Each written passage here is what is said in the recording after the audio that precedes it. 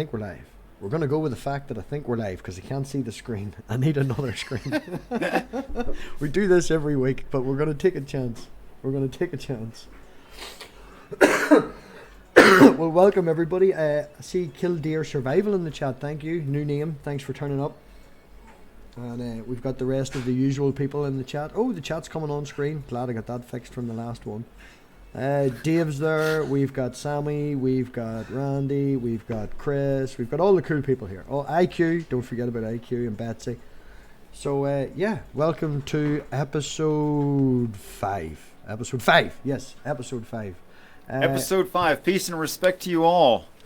You know, sometime I'd like somebody, maybe IQ could do this. Maybe if you guys could add up the collective IQ of this side chat. I think it's high considering the number of people who are actually there. And I'm not just blowing smoke up your butts. It's, I mean, really bright people are coming to this, and I hope that's because this is important.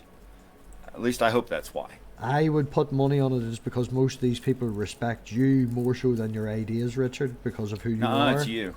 But I would put money on that if I was a betting man. So, you know, one of the strangest compliments I ever got since I started speaking about these things is a friend of mine says to me, he says, well, you know, I don't think you're insane because you seem normal otherwise.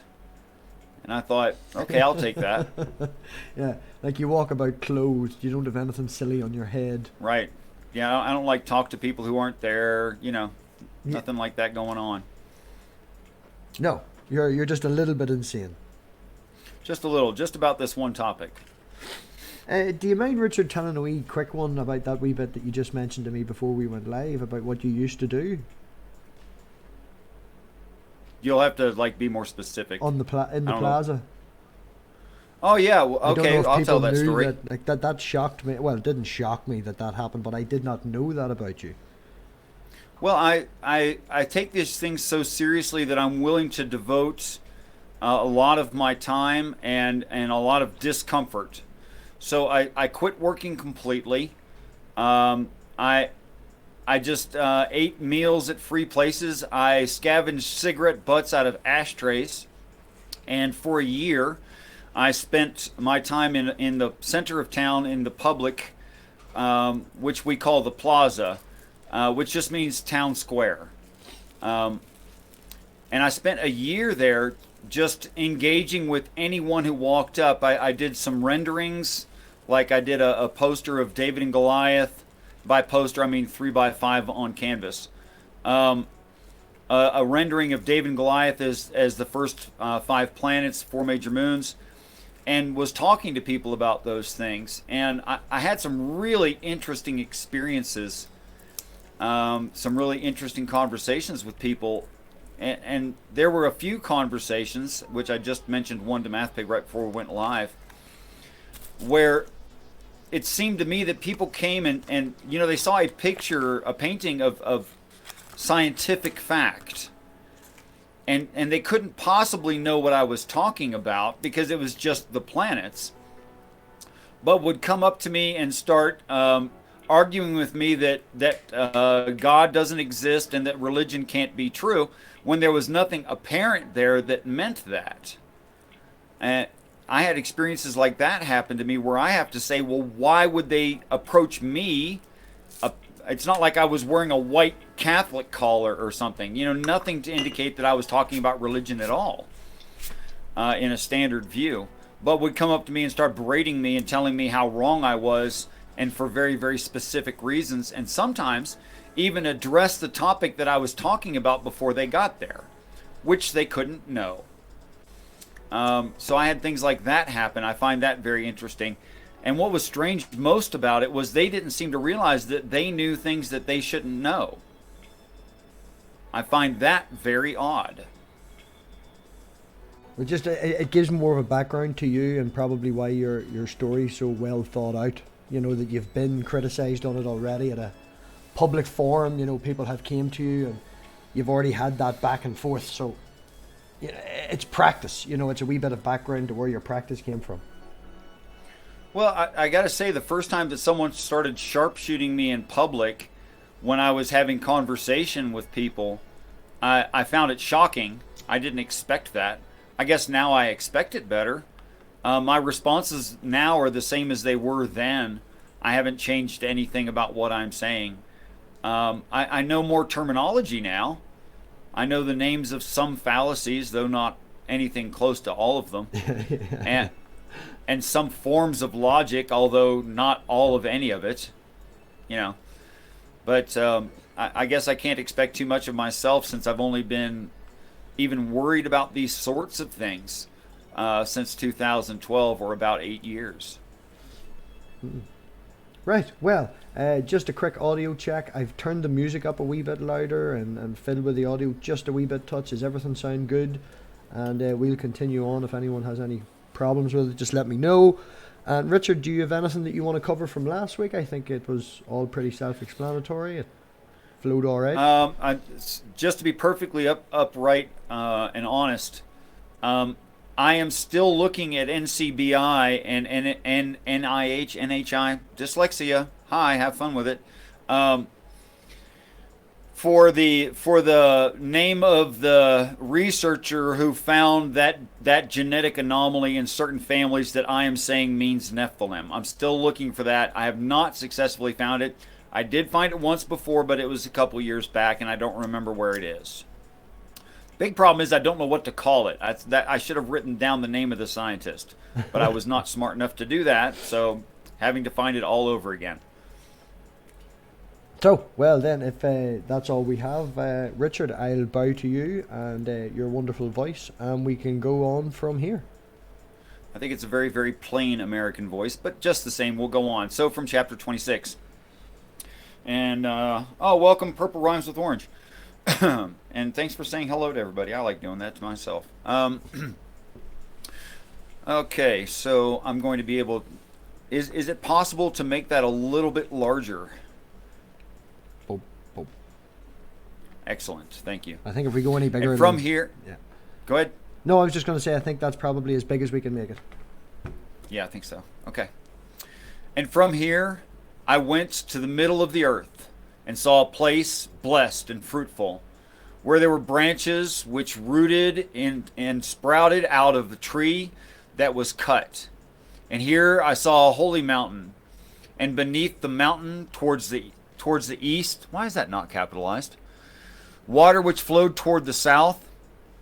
And I saw towards the east another mountain of the same height, and between them a deep valley, but not broad. Therein also water flowed along the mountain. And towards the west of this was another mountain, lower than the former, not high, and below between them a valley, and other deep and sterile valleys. Wow.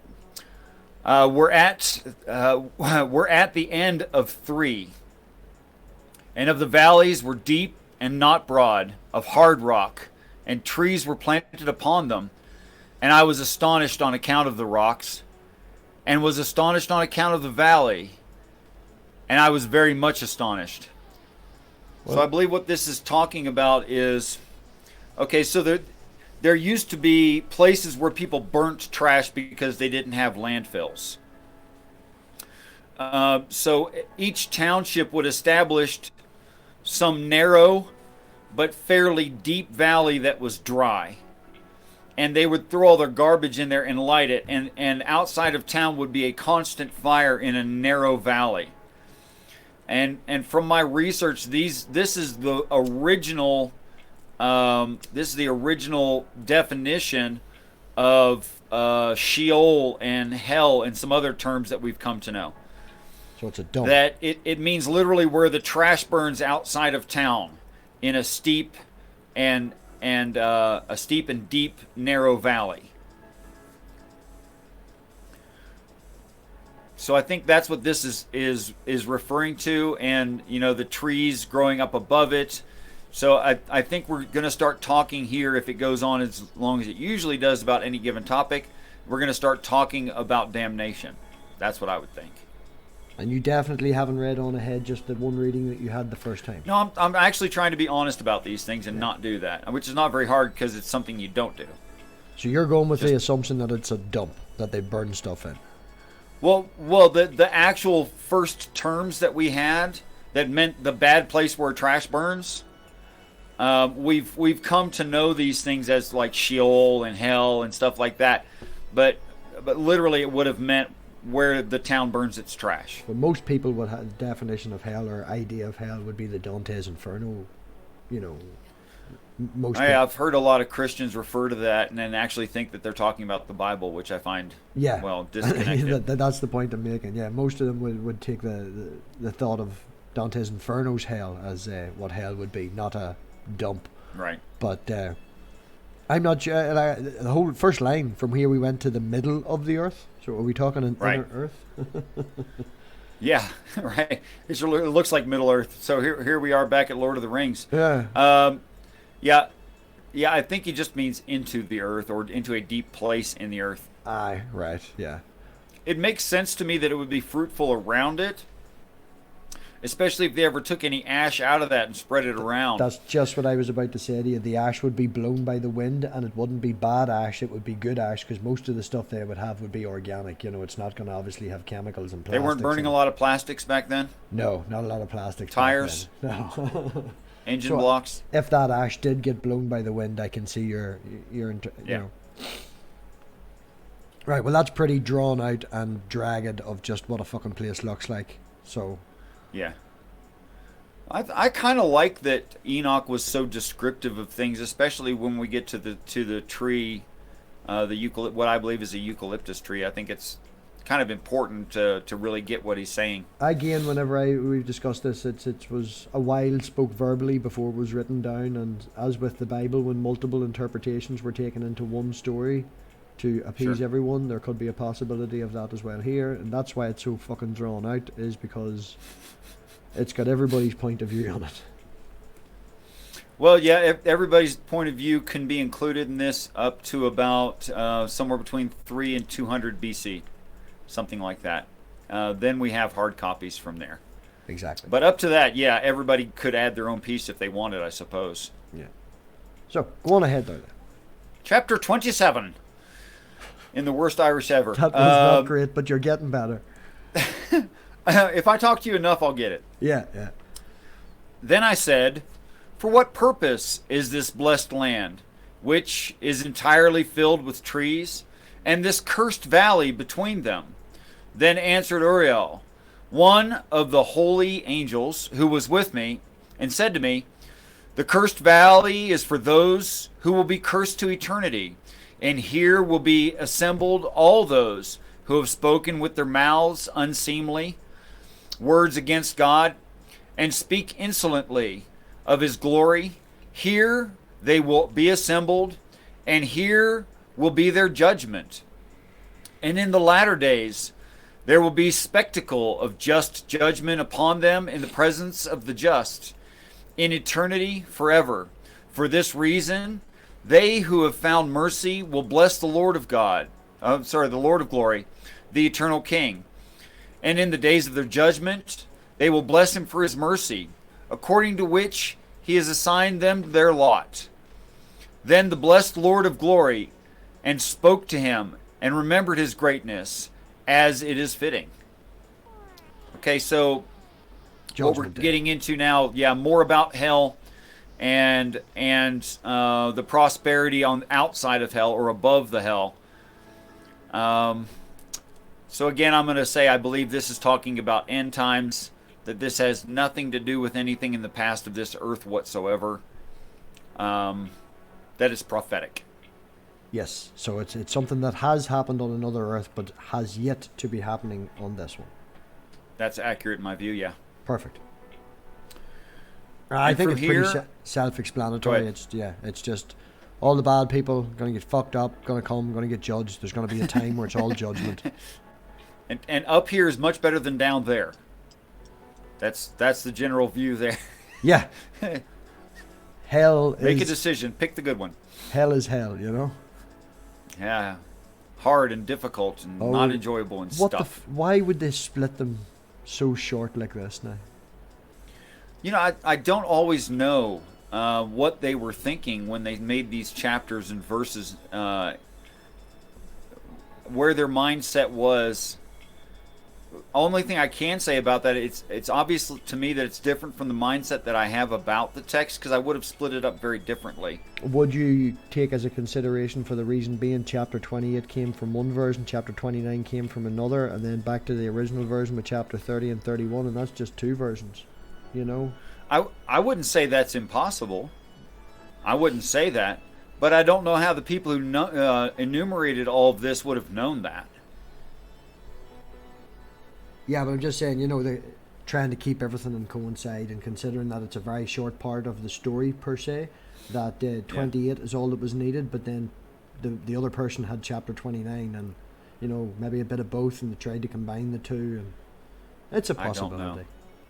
There's probably people who do research like that. Not exactly my specialty. So I really literally don't know why they broke it up the way they did. Well, anyway, and from here, doesn't matter. And from here I went towards the east. It's bugging the crap out of me that the cardinal directions aren't capitalized. And from here I went towards the east, into the midst of the mountain of the desert, and saw only a plain, but it was filled with trees of this seed, and water dropped down over it from above. It was seen that the water which it sucked up was strong, and towards the north, so towards the west, as in all places, so water and dew also ascended from here. Man, that's hard to read. That's so not the English I'm used to. I thought I have to really disconnect my brain and not listen while I read. I thought you read this style of English. Oh gosh, it's tough. I have to, when I'm reading Middle English, which is worse than this, I have to disconnect and then process it later. Yeah, I can't process it while reading it. It's terrible. Okay, so what do we have that's significant here and different?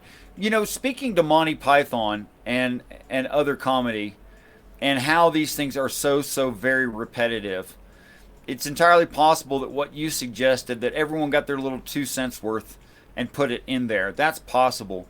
But I think there's a pretty strong advantage to that if something's repetitive enough, then you can't change any singular part of it because it's repeated. You'd have to change all of it simultaneously in order to get away with that. Yeah, but you see, that's also the thing. If you repeat something, and you change a very small amount, it also has the power to spread rapidly, because it's a tiny little thing. Like it would go unnoticed? Is that what you mean? Yeah, well, not unnoticed, but you get what I mean. You know, maybe accepted, or you start off saying that you caught 2 fish, and then you say 3 fish, and that's totally plausible. And then 4 fish, which is a wee bit pushy for the people who know you and know you can't fish great, but it's definitely still plausible. And then as you get down the line, you are the best fisherman ever, and it's just a small change every time, and the rest of the story stays the same. Yeah, I know that we have, it's in our nature to do that sort of thing. Well, that's a whole line of apologetics right there that I don't really want to get into. Why? I mean, I'm familiar with the apology. You know, how to say, well, you know, that would not be the case with these stories and for these specific reasons. I'm familiar with the apologetic, but kind of not my thing. I don't like doing apologetics. No, I wouldn't think anything you do is apologetics. A wee bit of your own style of preachy, but definitely not apologetics. I get a little preachy. Yeah. I do get a little bit preachy. Let's see. Where were we at? We were at 29, yes? Yes. And I went to another place away from the desert, approaching the east of the mountains. And there I saw trees of judgment, especially those that had emitted the fragrance of frankincense and myrrh. And they were not like, why they put the word ordinary there? Ordinary trees. And above, over the eastern mountain, not far off, I saw another place, valleys with water that does not dry up, and I saw beautiful trees, and its fragrance was like that of a mastic. What's a mastic? Anybody in the chat want to look up what a mastic is and come back to us? Is that like a rubber tree, a mastic?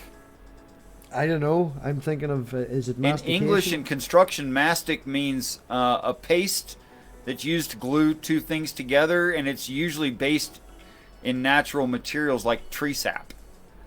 To me, that's what a mastic is. But somebody will find it for us. And along the edges of the valleys, I saw fragrant cinnamon. And I advanced over these toward the east. And I saw another mountain in which were trees from which water flowed. And it flowed like nectar. Oh, I get it now. which is called Syria and Galbanum. What did you get? And over this, what's that? What did you get? We'll do it in a minute. And over this mountain, I saw another. Sometimes it takes me a while to catch on.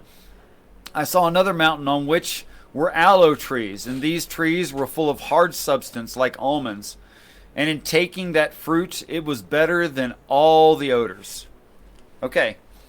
All right, so I think they've got him in heaven and showing him the perfection of heaven. So they showed him hell, and now they're showing him heaven. I think that's what's going on here. Yeah, this place obviously sounds an awful lot nicer. Yeah, a lot nicer. Like unreasonably nice. Like no place is this nice. Kevin in the chat, thank you very much, Kevin. It's a bushy evergreen Mediterranean tree of the cashew family that yields mastic and has aromatic leaves and fruit, closely related to the pistachio. And then the second definition is the one that you're talking about, gum or from resin. The bark of a Mediterranean tree, used in making varnish and chewing gum, and as a flavoring. Okay. So the first it means one, mastic. Yeah, the first one is what I would assume that this is, the tree, the nut, because they're considering something that has a hard substance on it, like almonds. Right. So I'm assuming that the first reference is in reference to the book, and the one that you know is the second one. Right. So you're both right. Okay, cool. Great information. Thanks, guys. Kevin Appreciate Ultra your help. made the music that everybody can hear in the background. Oh, is that the Kevin? That's Hello, Kevin. the Kevin, yes. The Kevin. Yes. He actually looks... There's only one Kevin. There can be just one. We have like a wee nickname for him. He looks like a soft-core Thor. He's not just as heavy and would wreck you as Thor, just like a wee soft-core Thor. Okay.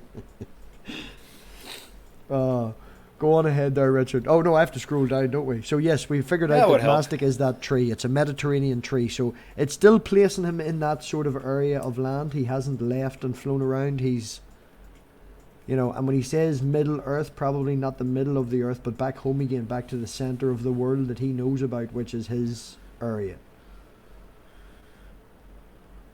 I would think that's accurate. That's what it looks like to me, too. Yeah, yeah. So, he's just talking about going home again. Well, a wonderful not version. Yet. Well, not his home, but a wonderful version of his home. So what he would interpret as heaven. You know, I actually think that's true, even in the Christian text where it says, I know it's in Genesis, but I think it's Genesis 2:5, where it says there were plants. Wait a minute, let me get the exact line. And every plant before it was in the earth. So, talking about actual physical, living plants not on this planet. So I think that's much what we're talking about here is he saw, I think this is like the storehouses of heaven. And that's where all these plants here would come from in that context, in that belief system. And I'm saying that he is just imagining a wonderful version of his general home with the fact that it's a plant from where he lives. But what would be the difference there? Well, you're saying one is a storehouse in a spaceship, and as a description of that, and I'm saying it's more than likely just an exaggerated version of what he lives in, which would be his version of heaven, not an alien spaceship storehouse. Right. So that's the difference. But what I'm saying is, what would be the apparent difference between those two interpretations of this part of the text? Like, how would that look different in the text? Oh no, I'm just pointing out that you said it's very apparent, and I'm saying it's apparent to me that that's what I think. It's apparent to you that that's what you think. Because I think if I can remember back, you said there's no real difference. And I'm like, well one's an exaggerated thing that he thinks of, and the other is a spaceship warehouse. There's a big difference there. There's a big difference there, but yeah, certainly you could read this either way. That he could just be like having exaggerated dreams of his own experience on Earth. That is entirely plausible. I just think if aliens were going to transport the things across space, then, you would want to do it efficiently, and you wouldn't actually have the whole trees. You would have their seeds. Why not? Why would you waste like the amount of oxygen and carbon dioxide and everything that you would imagine the ground space, the soil that you would need for a tree? I have a suggestion as to why they would. Because Godspeed, and they poop too. That is that these beings have flesh, so they eat the almond, yes, I understand that. So they grow them, like they just got them growing there because they eat stuff too. Well, I'm just saying what it sounds like is a garden. It doesn't sound like a warehouse. Oh no, I'm not trying to say it's a warehouse in the classic sense of just shelves of stuff.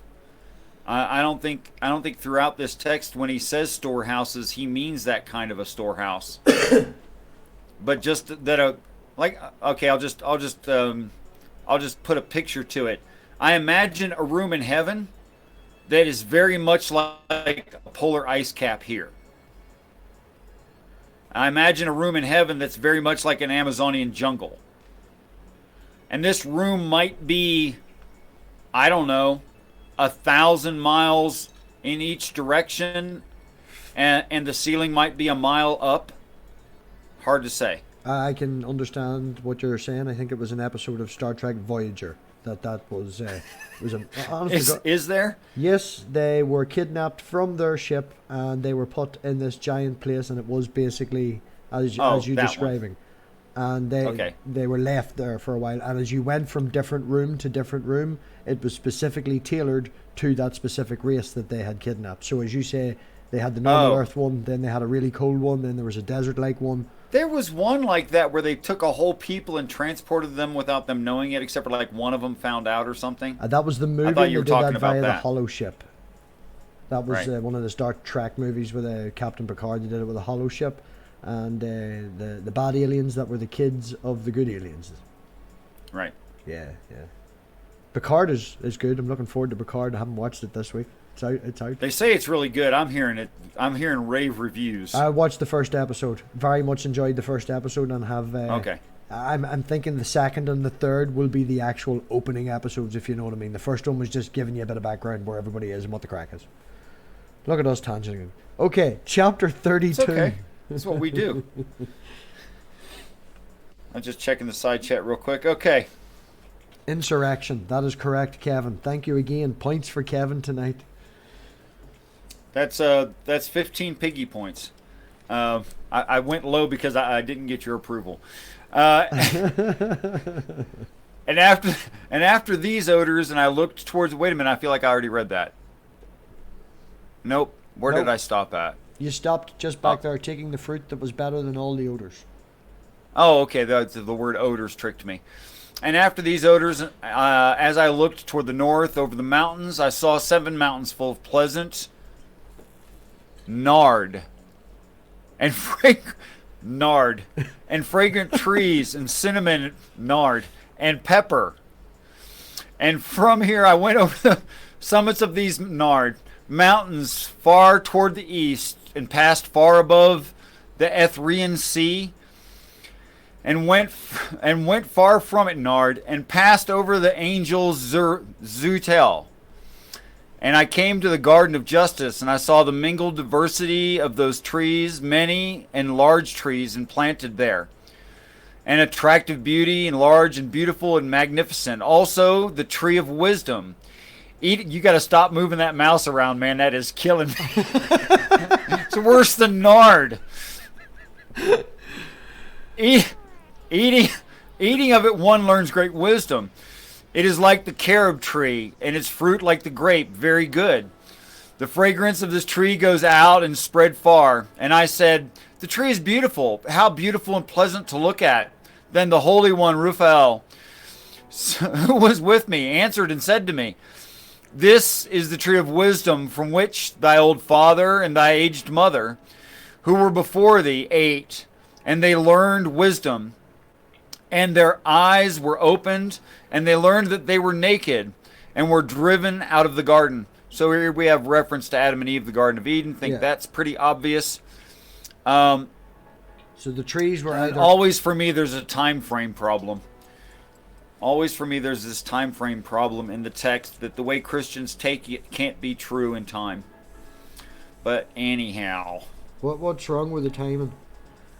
Well, here's the thing. I think most people will agree with me that we are doing more and more to get rid of, hedonism in law, where it's okay if small groups are oppressed, and we're getting rid of ideas like it's okay to discriminate because some people are not like your people. And we're getting rid of things like that. But if we're getting rid of things like that and those are indeed improvements, then we're making improvements. But if we're making improvements, it's additionally true that we don't have the best thing possible. And I think most people will agree with me, we do not yet have the best thing possible.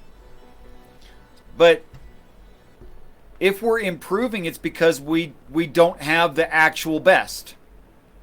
I know it sounds like I'm overstating that. But if that's true, we don't have the knowledge of good and evil. We're still working toward that. But Christians will say Adam and Eve ate of the tree of knowledge of good and evil in the past. Well, apparently not. For one thing, Cain gets admonished by God in the next story for not knowing. So how did Adam have something he doesn't even give it to his first son? Well, I'm watching your eyes go buck mad here. You look very confused. I'm not confused. I get upset about this because it seems so obvious to me. And yet people they'll just keep repeating this mantra. They are not even thinking about it. Well, you have a problem with the fact that Adam and Eve were given all knowledge and then didn't pass all that knowledge on to their sons.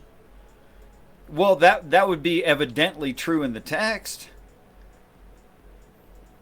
Yeah, that's what I'm saying. You have a problem with that. Well, right. I have a problem with that. Either Adam didn't have it, which is what the text actually reads, which explains why his children didn't have it. Well, to steal... or he was an extremely selfish dad who didn't care about his firstborn child, I guess. No, well, not necessarily, man. But if you were to eat of the tree of Adam and Eve, right? Or the tree of, wisdom, right? Yeah. And making a reference to the Matrix, then that instantly give you all the knowledge. Okay? So just by taking a bite of this apple and eating it, i.e. like the Matrix, you've been downloaded with all the knowledge. It took a very short period of time. And even if you had thousands of years to sit and talk to someone without having to go to the toilet and live and eat and do the rest of stuff, could you verbally then pass that knowledge on? Would you have the time to verbally teach that? Because not only would you have to actually say the words and teach someone, you have to teach them the concept of it. So you can't just say, oh, I know that there's such a thing as a car. You'd have to then explain what a car is and the concept of a car, and where a car came from and all before you got to what a Ford Mustang is. So just from that one bite, you've got the knowledge. Having to take time to explain that knowledge to someone could take a fucking shitload of time. It wouldn't make him necessarily selfish, but it could be a reason for Cain not having the knowledge. Not to say that I agree with any of this, because I think the whole thing's fictional, but you get my point. Would you agree that murder versus not murder, being good versus being evil, is a pretty fundamental thing that you'd think you'd tell your kid? Oh yeah, well, you would spend some time teaching them, but again... that's one of the beginnings, that's one of the base lessons, wouldn't it be? Don't we teach children not to murder? Yeah, well, my wee girl at the minute is at that stage where she throws things. I'm trying to... The whole throwing things is not allowed, She hit me in the frickin' face with a tennis racket there the other day. It was like, no! Ouch! You don't throw... Like, it's only a plastic toy one, but... Fuck me, don't throw the damn fucking thing. Have I completely lost my head? Is my head not appearing on this screen at all anymore? Yeah, the computer generated image I don't see, and it's not on the monitor screen as I see it. Right, give me 1 second. I don't know what's happened there. I just think there must be some kind of a disconnect when Christians say Adam and Eve knew all of good and evil, and yet their children did not. I think there's got to be some kind of... they should know something. At least basic things. Yeah, you would teach them the basic things, obviously. Okay. I would fully agree with you on that. Can you deal with me being a potato? You're fine as a potato. Oh, there we go. We're back. Okay. Sorry. That whole thing has just thrown me off, and I have lost my trail of thought now. I'm going to argue with our brother, remember Sammy Jenkins. I don't know why you'd want to evolve to not poop. And I don't think there's something wrong with eating and pooping. I don't think there's anything wrong with that at all. And I think there's a lot of things that maybe a person might find, objectionable or disgusting or whatever, but I think that's just the way that we look at it right now. Well, pooping is a reason to get rid of waste is. that we don't use, and even things. I don't think that we could ever produce a food that would only give us exactly what we needed and with no access, with no waste whatsoever. Well, you also poop out dead cells. Yeah. So, you have to poop.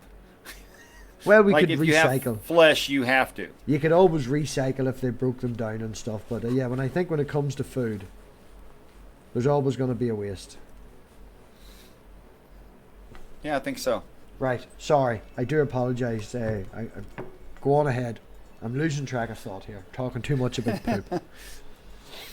And I'm just saying that overall, I think there's a disconnect in the belief system of the Christians looking at the Christian texts, including this, if you want to call it a Christian text. Yeah, we went from timeline to toilet behaviour, so...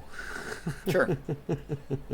I just don't think there's anything wrong with having normal body functions. I mean, constipation is terrible, but pooping isn't. But anyway, it's way off topic, sorry. Yes. And now you're the one getting shouted out for the tangent, and I think I've rubbed off on you. Oh, good. I need to be more like my friends. And from here I went to the ends of the earth and saw great animals there, and one different from the other. This is interesting. And the birds differed as to their appearance, their beauty and voices. One differed from the other. And to the east of these animals I saw the ends of the earth, where the heaven rests, and the portals of the heaven open. And I saw, this sounds like distribution, where the stars come out from heaven. And I counted the portals out of which they come.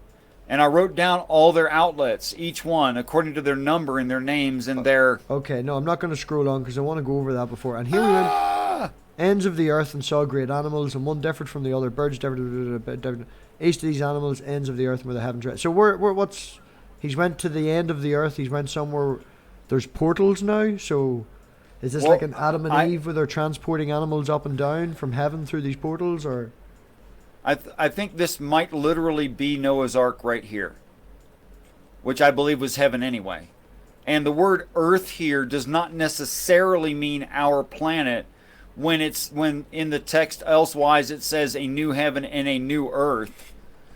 And then it says things like the New Jerusalem, saying that, our abode in heaven will be very earth-like inside. So I believe that it could be what he's talking about right here. We'll have to see as this continues. I don't really know yet. Sammy wants to know why we can't evolve to absorb nutrients through our skin, because evolution doesn't work that way, Sammy. We have to work with what we've got. Because lasagna tastes good, and you wouldn't want to just rub it on your skin. Oh, I make a mean lasagna, man. I would be... No. Oh, wow. Yeah, you don't want to rub that. I'm also fond of chocolate, and there's been a few women who put their mouth to mine, and I really enjoyed that. That can be fun sometimes. Sometimes, yes. When you're allowed to. And I tell you, you probably would get allowed more often than me, and I'm in a relationship. I have not sexually touched a human being since 2012. Okay. We need to get Richard a hooker for Christmas. Nope. Won't do it. Appreciate the thought, though. It's a very nice thought. I understand. We'll tangent. We'll talk about that off stream. Okay, everyone on stream. I'm going to refuse off stream too, just so you know. I've already planned for this. And from here, do I have to talk? So we have to change topic. Okay, so we need scrolling, please. Yeah, that's a fair point. Don't be so smart. No, I'm okay. And their connections and their positions and their times and their months, as the angel Uriel, who was with me, showed them to me. He showed all things to me and wrote them down for me. Well, that's interesting. Also, their names he wrote for me, and their laws and their deeds. You know, he just claimed that Uriel has flesh and can write on paper. Well, he could have had an iPad. Okay, maybe it was a touch iPad, but just the same, there's an indication here of flesh. Oh, yeah, so I agree with you in that I'm just saying. Yeah. And 34. And from here I went towards the north to the ends of the earth. And there I saw a great and magnificent wonder at the end of the whole earth. Why is it whole earth? There I saw 3 portals of heaven open in the heavens. 3 portals of heaven open in the heavens. From each of them proceeded north winds. When one of them blows, there is cold, hail, frost, snow, dew, and rain. And out of one of the portals it blows for good. I think good right here would mean warmth, like being held by someone is warm, from what I can understand from these ancient languages. But when it blows from the other portals, it blows with power. And there is misfortune upon the earth, and they blow with great power.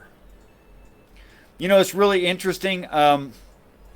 As we have better photographs from outer space of the surface of this planet, and we subtract weathering from some of the areas of this planet, if you go to like Google Maps or any of several other places, and then you get close enough to you can see a mountain range clearly, in many mountain ranges across this planet you have a repeating pattern.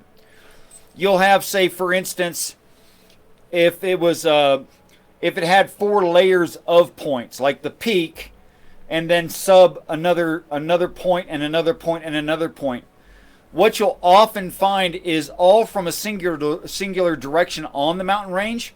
You'll find a one tallest point, and then down from there 2 equal points, and then down from there you'll see 4, and down from there you'll see 8. Okay?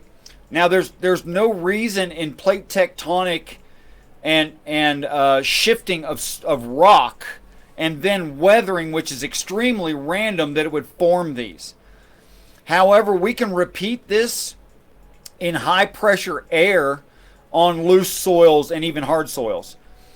So there's some people that are postulating the idea that this was once a much more violent place as far as wind movement.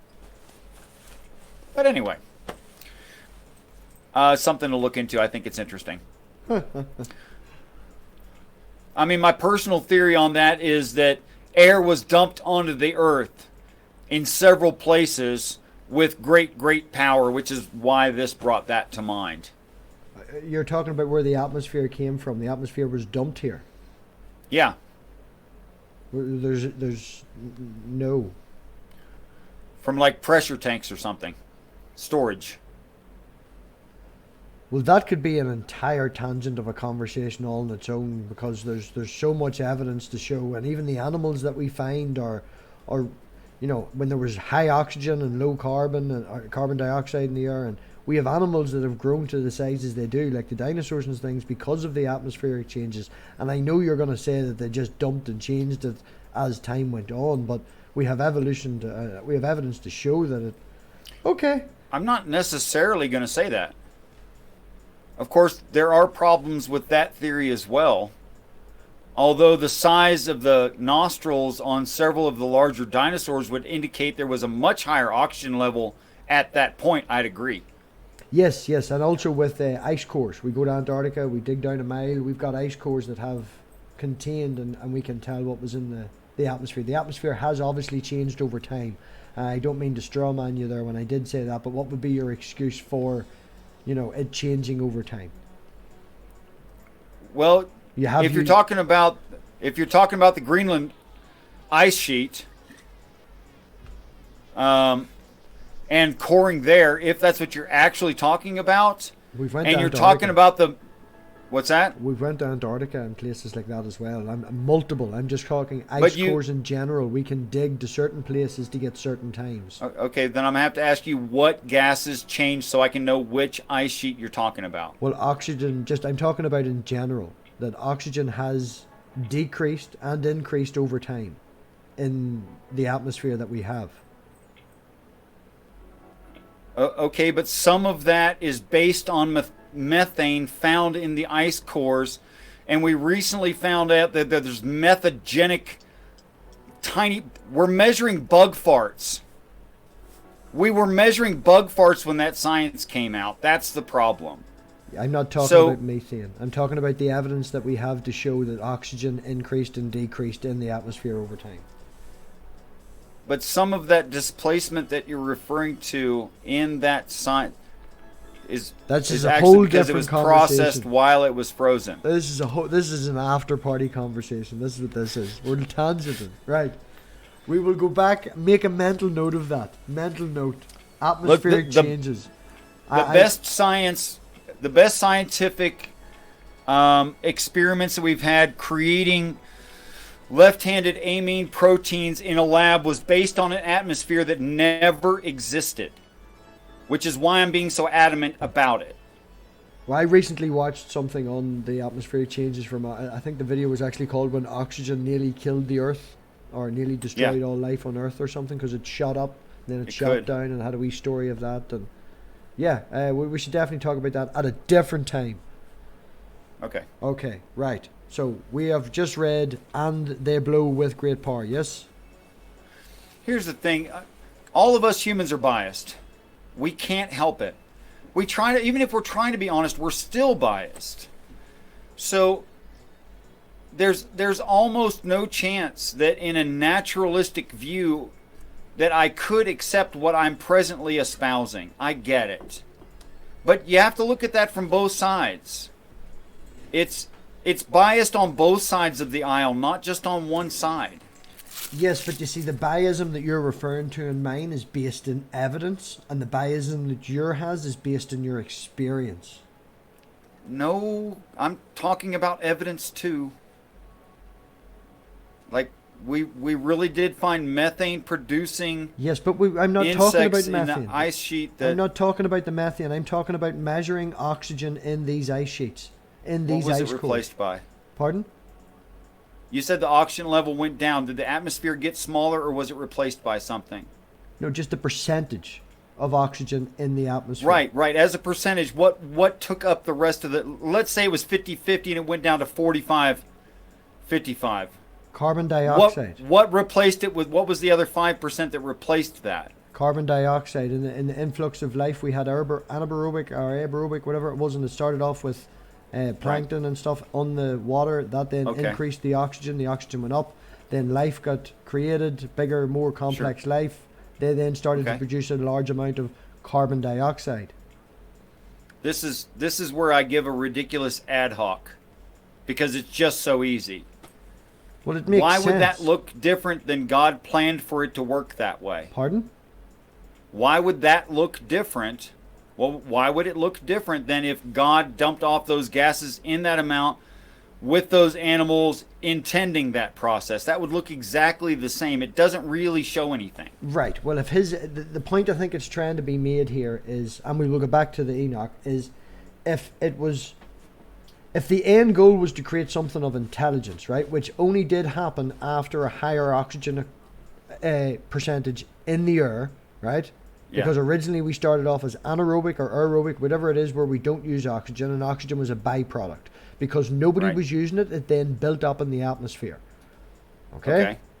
Then more complex life started to form because there was more oxygen and we could use that. Then as a byproduct, they created CO2.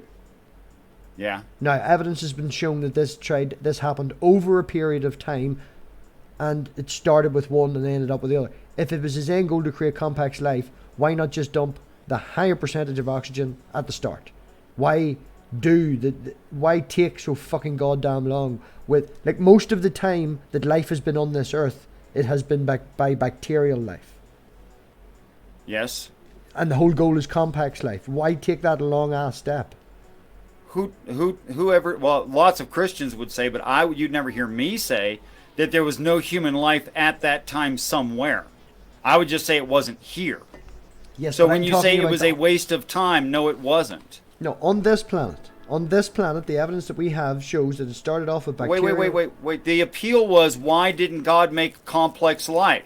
Yes. That was the appeal. That was the objection. On this earth. But it's already part of my understanding of these stories that there was complex, intelligent human life at that time, just not on this rock. Yes, and we are. So there was no waste of time. I mean, the waste of time thing is only applicable if there's only this one Earth. Yes, I understand what you're saying. If we open it up to the idea of multiple Earths, that there is intelligent life, just not on this planet. But I'm talking about this planet. Well, and what's wrong with the process? The evidence goes to show that it started off as bacterial, and then, as I say, without not wanting to repeat myself, oxygen was a byproduct, it built up, and all the rest of it. Why would it take that long? You said that was his plan, and we wouldn't know any difference. Well, why would he do that? You know, why not just pop down and set it exactly as we need now, with the 23% oxygen, the 70-odd% nitrogen that we have, that's perfect for our bodies right now? Why not just start with that? Okay. I personally don't subscribe any value to the idea of magic. But I think that useful naturalistic processes could be used to terraform. I think that naturalistic processes were used to terraform. Do you know how difficult it is to terraform a planet? Yeah, it takes billions of years. What's the problem? You just said yourself it takes billions of years to terraform a planet. I think it would, yeah, or at least a couple good million of them. And these people can... But why is that a waste of time? Well, if you think in them sort of time scales, then it wouldn't be a waste of time. But you're still not understanding what I'm saying. The evidence shows that we come from bacteria originally, and that this is... It doesn't matter, it's a tangent. And we're getting all blown out, and I don't think either of us No, it's okay. I mean, I think it's interesting. It is interesting, but I'm not prepared for that, and I could come back with this, that, and the other, and show this, that, and the other, and that I'm biased because of the evidence that has been shown to me. I'm biased because of the same evidence. Well, at the risk of being ignorant here, you just sound like a flat earther now. Your interpretation is wrong, and I'm interpreting it the correct way. No, I'm saying you and I differ looking at the same evidence. Yes, but multiple people would agree with me. And multiple people would agree with me. Multiple people would agree that the aliens and your story. Oh, not that part of it, no. Yes, that's what I'm saying. But actually what we were talking about, yes. Oh, yes, everybody's going to agree on the evidence because the evidence is there. But our actual interpretation of it... Right, but now you're talking about people. Yeah, well, people are wrong. That's why you get 100 different experiments that are all the exact same, performed by 100 different people to show that it's the same. And then we go off that. You're talking to people and asking for their interpretation of a story. That's different. But we can't actually say then we go off that and it's just as true as the evidence. We can't say that. Okay. We are tangenting like mad. I think we have originally lost our both point. We are both rambling, and every time someone says something, we go off on another thing, and we're not actually addressing each other's points. And hello, Messenger Reveals. Oh, hi, John. I feel that we're a tight enough community that we can address some of these hard issues, and I think we should if they come up. Yeah, but I'm not getting exactly what you're... It's going to take longer than we have tonight. And we will come back. Like, I'm up for talking all night, man. We'll come back in half an hour. I'll just summarize what I think about that. Since all humans are biased, including me, and I have no choice about it, and evidence will only experimentally bring you to a certain amount of knowledge, and from there it's interpretation. And I see the same facts you do, but I interpret them differently. Sounds like a flat earther to me. Why do you think that's not scientific? Because there's only one of you that has your interpretation of this, where the other interpretation is backed up by multiple schools with multiple people. Evolution is backed up across multiple sciences, and that's why I take yours as a wee bit. And I'm raising my hands and doing the inverted or the inside speech things that no one can see. Hokey. Air quotes. Air quotes. Yeah, air quotes. Okay, so if I said majority, and you're right, majority does see it that same way that you just said. I'm not saying you're wrong, you're right. But I'm saying the majority of sciences back each other up. Whenever you say it like that, it sounds very... The majority agrees, but they've all got bias, and they all see it like this because of the indoctrination of the round earth. That's okay. Yeah, but everybody in... Like, these studies on biology and these studies on how the earth evolved is not 1, 2, 5, 6. You know, it's not a small amount of people, and it's not one group of people. It's hundreds of people doing hundreds of experiments over this last 30 years. It's going through genetics. It's going checking out the biological clock, I think it's called. You know, there's all these different sciences that cross between each other, between physics and looking at radioactive decay, and you know, looking at bones and paleontology, going and looking at the genetics and the biological clock, going and looking at atmospheric ice cores. There's so many sciences and so many that overlap with each other that it must be that everybody's such a bias. And you have just one guy, which is you. Actually, I'm not appealing to just myself, and I would not use me as an authority, because first of all, I'm very uneducated. Okay? Education but I does could not mean refer you to go to school. actual authorities and make the exact opposite case. Now, I'm not requiring that you're aware of these authorities, but I can name some. And yes, they're real scholars, and yes, they're not uneducated people guessing. So it's like now we're just number crunching. Which group is bigger? I'm sorry, I don't find that important. You see, that just sounds again like a flat earther. What group is bigger? I'm not talking about what group is bigger. The reason that the group is bigger is a consequence of how the evidence has been interpreted by the masses. Yes, that's right.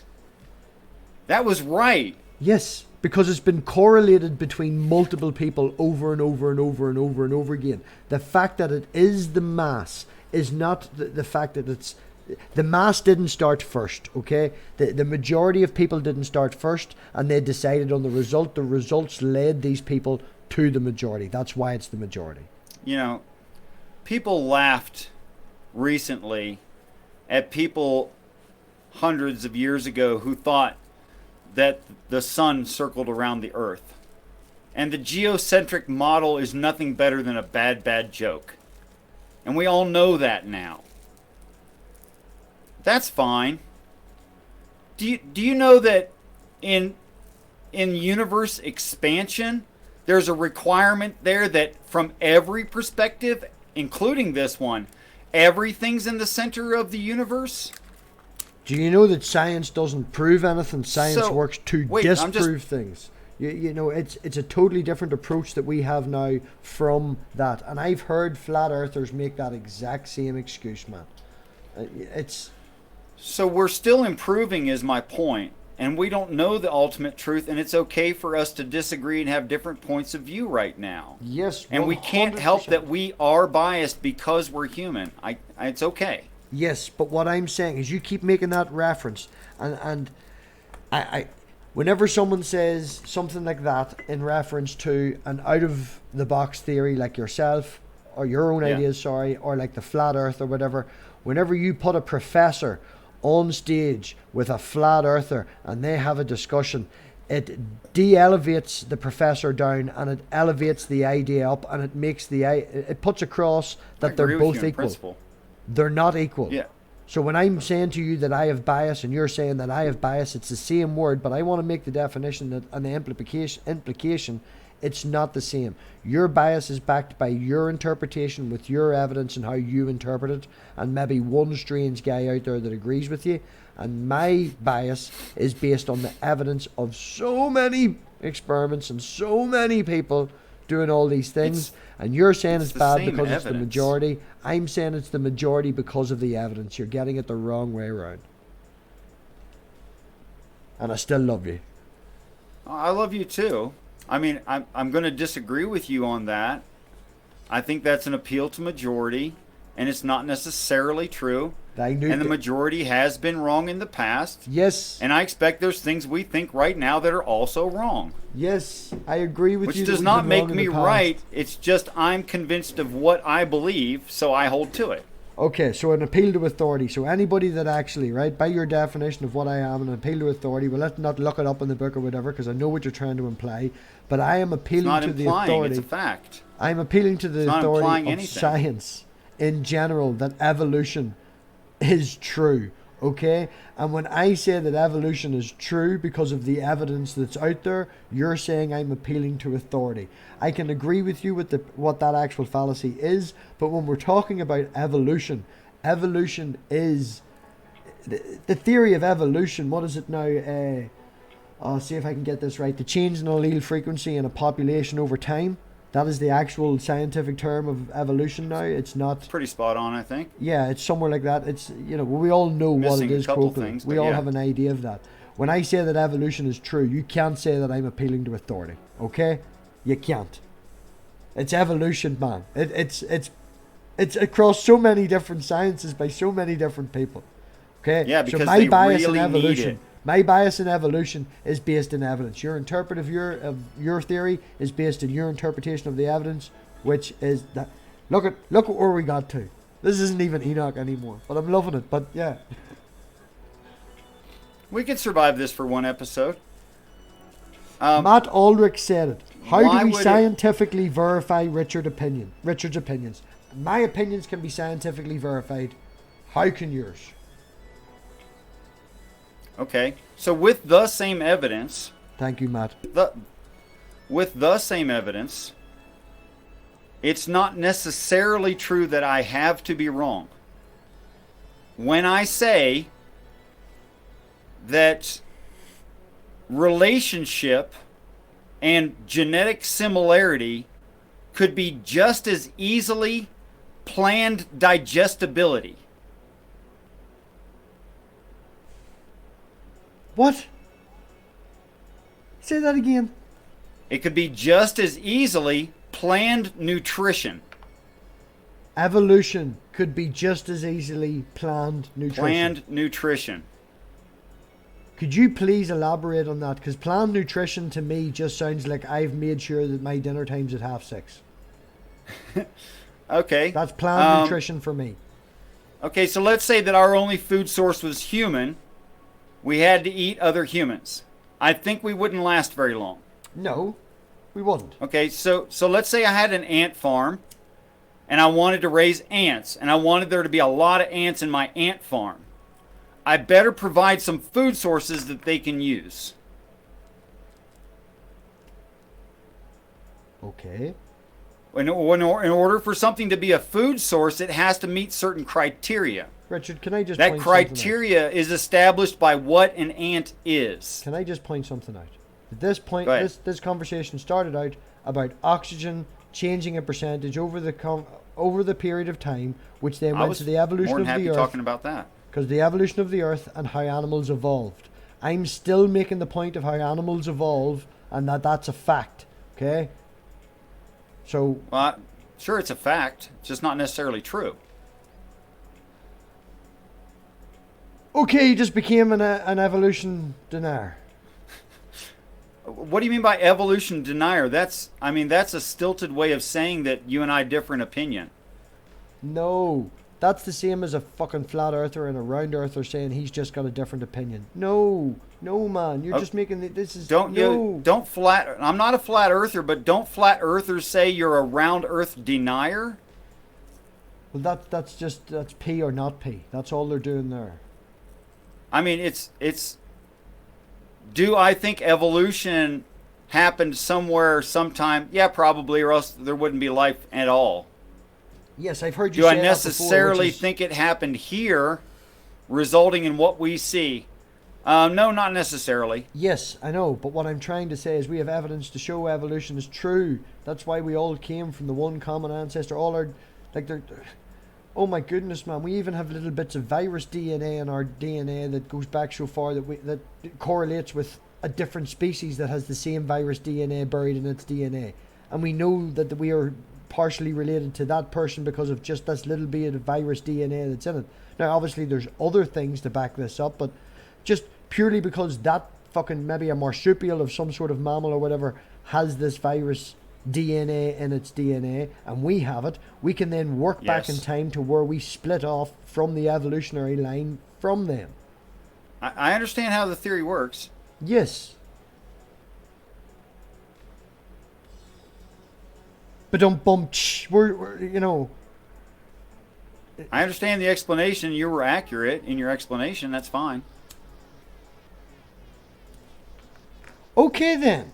So chapter 35.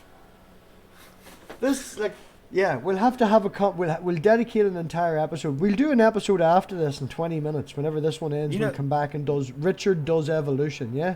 It's not without credit that there have been opposing theories to explain life on this earth. They weren't laughed at. Now, just to point out, Nerdy said this earlier. And they weren't put out there by uneducated people based in Christianity. Richard, Nerdy pointed out this point 1 minute ago before you said this about the whole how it started and evolution. Abiogenesis and evolution are different. Okay, the study of one is not the study of other. I never mentioned abiogenesis. I know, but you said there about the start of life or sort of. What? I never even referred to a one-celled animal. Only you did. Okay, sorry, I may have misconstrued. I never said that. Sorry, I may have misconstrued what you said. I apologize. No, I said there are other theories that actually work better with the genetic evidence and with the fossil record than the theory you quoted, yet it's dismissed. If it was better... It is better. Well, then it would obviously have been backed up by... Not obviously. Why not? Why was it ignored? Because it's not the most popular theory, but works better. So it's not obvious. Which theory are you talking about? Well, I think for my light amount of education, I would say Stephen Jay Gould's punctuated equilibrium is more coherent when we look at deleterious mutation build up over time before there's actually any morphological change. Right. Too many big words in one big sentence, and I'm going to have to... Well, it just simply means that the evidence really supports better, not gradual change over time, but sudden change in short amount of time actually works better in the fossil record. It eliminates a lot of need for transitional fossils for one thing. It works better in genetic material because the majority of mutations cannot be selected for or against. So for these very simple reasons, punctuated equilibrium is better than the new synthesis. Well, it's not something that I know about. I am super biased because I believe all the evidence. Look at my wee head wiggling and jiggling. It's not you believing the evidence. It's you believing what you've looked into. It's not the same thing. Well, I don't know if you just seen, man, right? But I have went through, earlier today, I announced on Twitter, which is it's only me announcing it, but I have went through the entire 2 years back catalogue of PBS eons, which is on evolution and the evolution of the planet. And they work in cooperation with Curiosity Stream and with the Great Courses. Okay, so these are well backed up, well researched people. These aren't no hokies. They get some well Like, I'm not going to go, they got the scholars in. They got the scholars in. But they're well educated and they know what they're talking about. And when they make a point that they're happy on, they say it. When they make a point that they're not so happy on, they say it. And I have finished their entire 2-year back catalogue today. Okay? And I can just say that the evidence is fucking there. Convincing. It's convincing. That's fine. A lot of people are convinced. The majority of people who study those things are convinced. It's very persuasive. Right. Well, I'm not saying it isn't. Okay. Well, we've got Dave in the live chat. Have you been looking at the live chat? I was just glancing at it because I saw a pattern of nothing but Dave. Yes, Dave is having a hard time. No. Starts the after show. Growls. Arr. Right. Do you want to just go straight and we'll swap it over and have the evolution talk and keep that going, leave it open to everyone, yeah? Sure, I'm gonna go get a cigarette and freshen up my coffee, but yeah, I'd love to. Right, everybody, we will be back in 10 minutes when this man has a smoke and we shall have the evolution discussion. Critical Cripple, I'll post the link to you, and if anybody else wants in, tweet me. Not to be mean. Probably tweet me. But I think there's going to be plenty of people who believe in evolution up in heaven. Plenty. Yes, yeah, in heaven. Okay, right. We'll be back in 5 minutes, everybody. Richard does evolution. Come and get it. It's not even my topic. I'm going to go smoke.